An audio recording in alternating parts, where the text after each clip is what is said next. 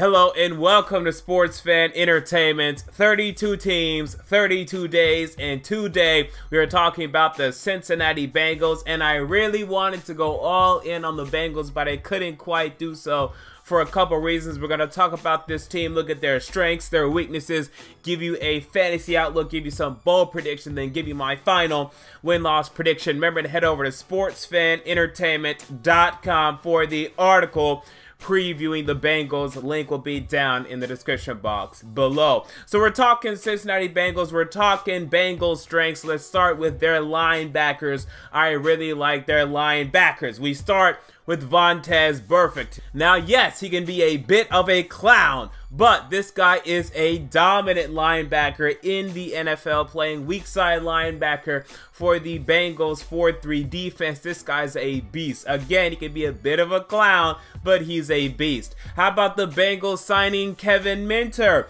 formerly of the Arizona Cardinals? He was one of their leading tacklers last season. He's going to come into Cincinnati and hopefully replace Carlos Dansby in what he did last season. How about Vincent Ray, who returns to this linebacker core in Cincinnati? They also have Nick Vigil, whom they drafted last year. I wanted to improve a little bit, but he's still a young player. And they also have Paul Dawson still on the roster. I want to see what he can do this upcoming season if he can continue to improve as a player. I like the linebackers in Cincinnati. How about the cornerbacks in Cincinnati? There's a bunch of them, and there's not one that I love. There's not a top 10 corner on this roster anymore now that Terrence Newman is gone, but you do have a bunch of guys that can play. Let's start with William Jackson III, whom you drafted last year in the 2016 NFL draft out of Houston. I liked this guy coming out, but he tore his ACL before last season, didn't play a snap. Let's see what he can do this season. Maybe he'll end up being that top 10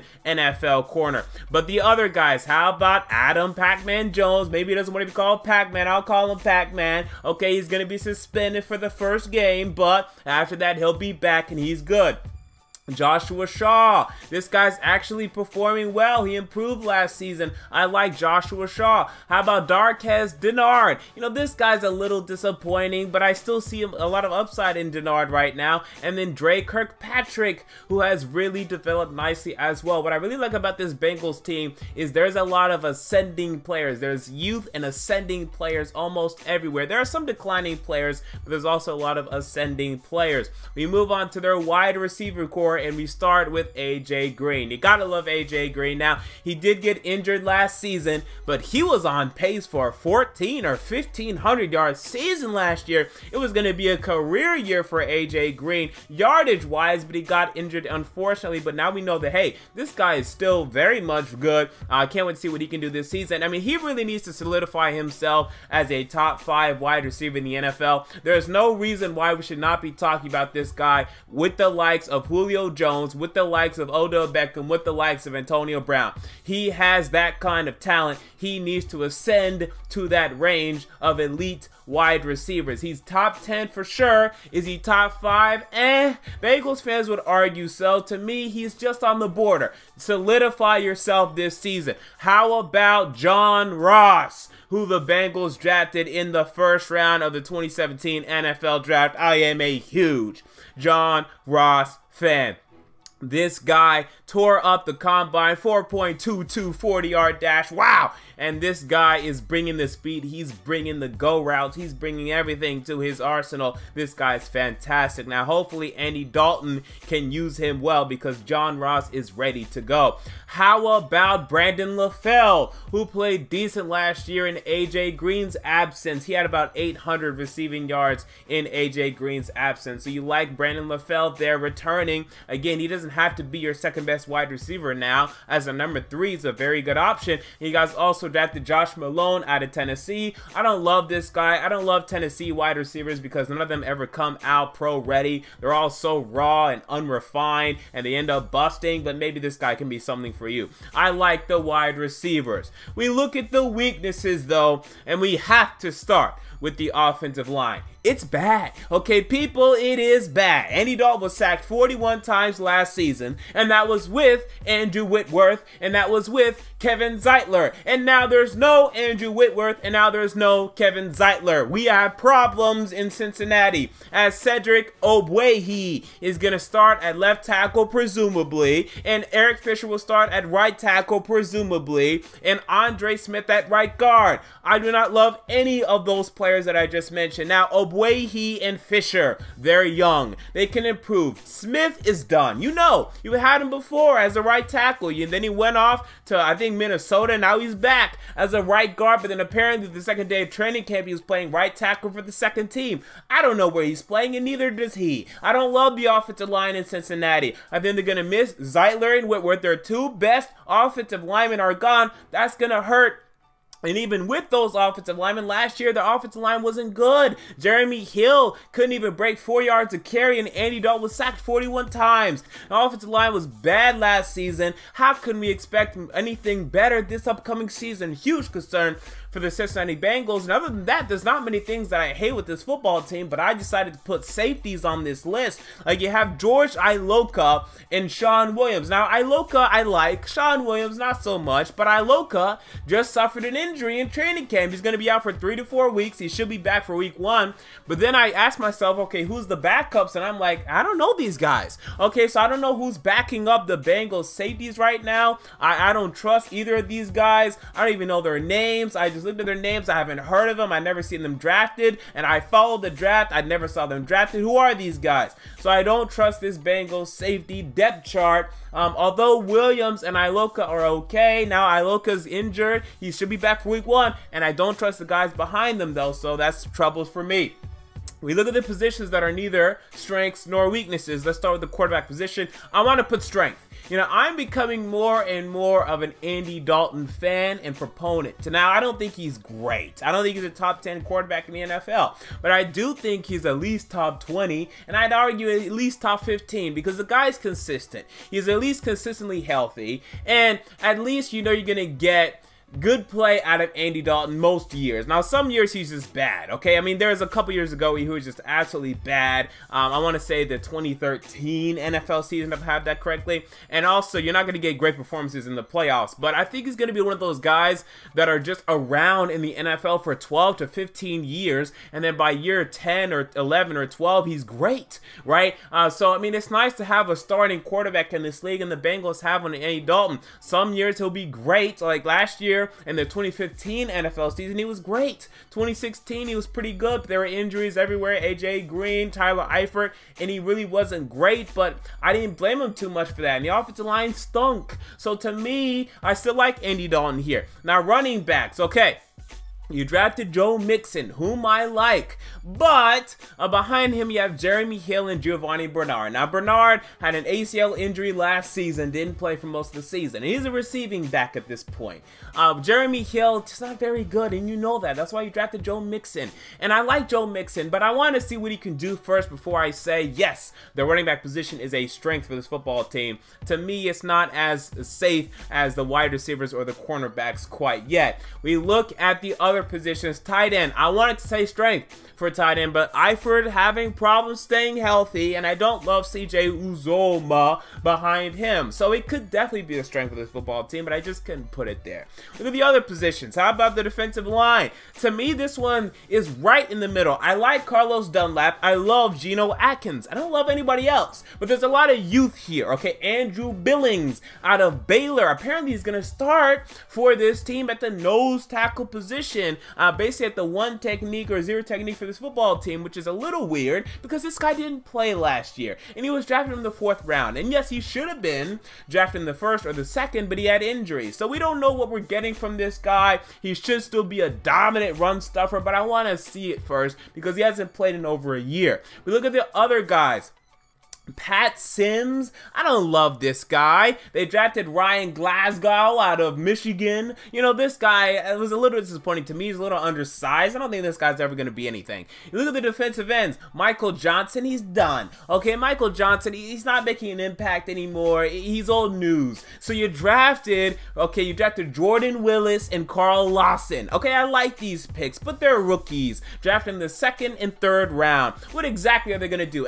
Drafted in the 3rd and 4th round. What exactly are they going to do? Are they going to do anything very exciting, very enticing? Are they going to make a huge impact? Maybe, but I have to see it first before I say, okay, this is a strength for this football team. Is that every position? Yes, it is. Let's give a fantasy outlook for this Cincinnati Bengals team. Andy Dalton, 4,000 passing yards, 25 touchdowns, 14 interceptions. Now, here's my struggle with Andy Dalton. In terms of skill positions, this might be the most talent he's ever had. Joe Mixon, Jeremy Hill, Giovanni Bernard, Tyler Eifert, AJ Green, John Ross, Brandon Lafell, Josh Malone. Oh, and how could I forget Tyler Boyd? I forgot Tyler Boyd a couple of minutes ago. But the offensive line is gonna stink, okay? And that's gonna make him struggle a bit to me. So this is a safe projection. This will probably be his 2nd or 3rd best year. I can't say it's gonna be his best. I can't say it's gonna be his 2015 season just because of the offensive line. You know, Andy Dalton's a very protection-based quarterback. He needs good protection or he's gonna struggle, and that concerns me a bit. Look at running back Joe Mixon. I think he's gonna start week 1, okay? And I think he's gonna end up with 200 carries, 800 yards, 880 rushing yards, and 5 touchdowns. And look, I'm going to struggle with this a bit because, I mean, although I don't love Jeremy Hill, and neither do they're going to give him some carries. And same goes with Giovanni Bernard. So they're going to take some carries away from Joe Mixon. Now, I'm interested, though, because maybe they're just going to go all in on Mixon. Maybe they're going to say, screw Hill, you know, sit down. We're going to give Joe Mixon 250 plus carries. If that's the case, he's going to break 1,000, but I just couldn't put him there. And then AJ Green, 80 catches, 1,200 yards, 6 touchdowns. So not a top 5 wide receiver year from AJ Green here, but I think with the additions of John Ross, Josh Malone, Tyler Boyd going into his 2nd year, I think he's not going to break 1,400, 1,500 and solidify himself there, but he's still very, very good. Look at some bold predictions for this Bengals team. This alludes to what I just said earlier. Joe Mixon starts week 1. I think he beats out Jeremy Hill and Giovanni Bernard, and he starts week 1 for this football team, whether you like him or not. The guy is talented, and you're already seeing that in Bengals training camp. Bold prediction number 2, Bengals beat the Steelers on Monday Night Football. I believe this is a week 12 game to start December, and I think the Bengals would get it done. Now, this is a bold prediction. Why? Because Andy Dalton doesn't play well in these type of games, but I have faith. It's in Cincinnati. Okay, they should get it done in Cincinnati on Monday Night Football. And then, bold prediction number 3, John Ross has 3 or 4 50-plus yard touchdowns. Now, this is a bold prediction because it requires Andy Dalton to throw the ball high up in the air, 50 yards out for John Ross to get it, or for John Ross to take a short pass and to make it into a long reception. But I have faith in John Ross. This guy's a playmaker. He's going to make plays this year for the Cincinnati Bengals. All right, so we look at the Bengals schedule for this upcoming 2017-18 season. All right, so once again, the Bengals are in the AFC North, and to me, they're going to go 4-2 in this division. I think they split with the Ravens and the Steelers, and I think they sweep the Browns. And I have to say I think, because the Browns will improve somewhat, and they're going to upset some teams this year, maybe only 3 or 4, but hey, it's going to be 3 or 4, and it could be you, so look out for that. You guys also go up against the AFC South this year. Now, the distribution of games here is interesting. You host Houston and Indianapolis. You go to Jacksonville and Tennessee. To me, this is not the most ideal distribution of home and away games. I'm going to say that you go 2-2. But what concerns me is that, first of all, Houston's defensive line is stacked. Okay, your offensive line is not. They're going to beat you. Okay, Indianapolis, you can beat them. But, I mean, Andrew Luck's giving you guys some problems in the past, so I'm concerned about that. Jacksonville, man, they could be scary. And then Tennessee, I don't think you're going to beat Tennessee in Tennessee. I could be wrong on that, but I don't think you're going to. I'll say 2-2, but it could easily be 1-3, and it could be 0-4. It really could be. I'm gonna say at least 1-3 though. Look at the other divisions though. NFC North, you guys go up against, and this division is also this is a better distribution because you guys host the Bears and the Lions. These are the two worst teams in the NFC North to me. Okay, so now you can get 2 wins there to me. I have them as W's, and you guys go to Minnesota and to Green Bay. Okay, so that hurts, right? But I think you're going to maybe upset Minnesota, maybe. But I'll say 2-2 in this division. I think that's a safe prediction. Maybe you'll beat Minnesota, but you'll lose to Detroit. And then you guys also go up against the 2 teams that finished concurrently with you in the AFC. That would be the Buffalo Bills in Week 5, and that would be the Denver Broncos in Week 11. You go to Denver, you host Buffalo. I think you beat Buffalo, and you lose to Denver. So with all this said, what are my win-loss predictions for the Bengals this season? Best case scenario, I could see 11-5. I don't think they're going to be 12-4, 13-3, or a big time, Super Bowl contender, but I can easily see them being a very strong playoff contender. They make the playoffs, maybe even win the division. Andy Dalton has a great year. All these skill position guys really show up, and they do really, really well.